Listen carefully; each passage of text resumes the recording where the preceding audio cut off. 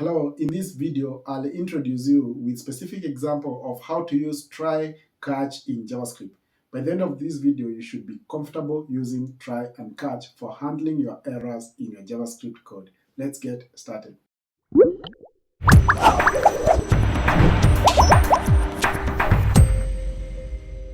Welcome back. In this video, we are going to look at how to use try catch statement that allows you to handle exceptions or errors and allow the code to run aggressively while you log in the errors into your consoles for easier debugging. Try catch has three blocks. So the first, we have a try block, then we have the catch block, then we have the exception handling. This should be 1, this 2, this 3.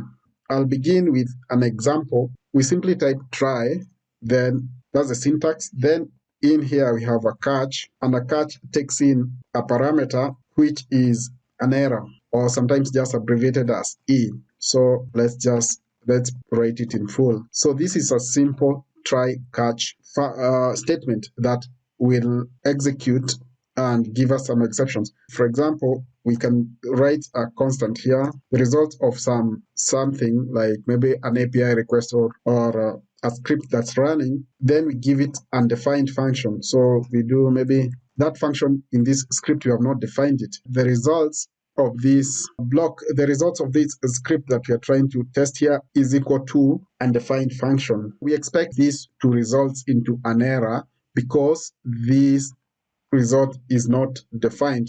So we can log it, we can log these results. And since we would like to monitor this, ideally this block, try block, gives the code that we would like to monitor. Then the catch block, if an exception occurs, which is this error, if there is an error, what do?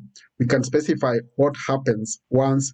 We can log, we can do other things like maybe request again or change, whatever we can do.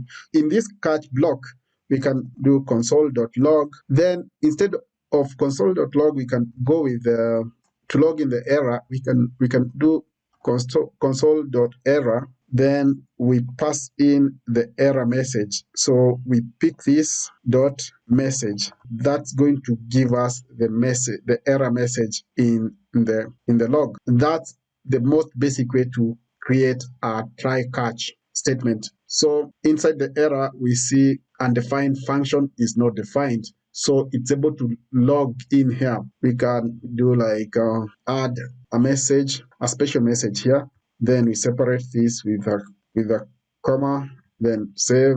Then it gives us the special, we can add a colon here. So it logs now our special message, error message, since this block is not working. What would happen if now we pass in, instead of passing in this undefined function, we have a function that's defined. We define a function here, let some cool function that works to be equal to, we're using the arrow syntax. Then this function can just return a statement, just returns a statement, a function that works. So a string. If now we come in here and change this function here, that then it logs in the console. In the log console, it just logs the results of this function. The try block works, we don't get any error.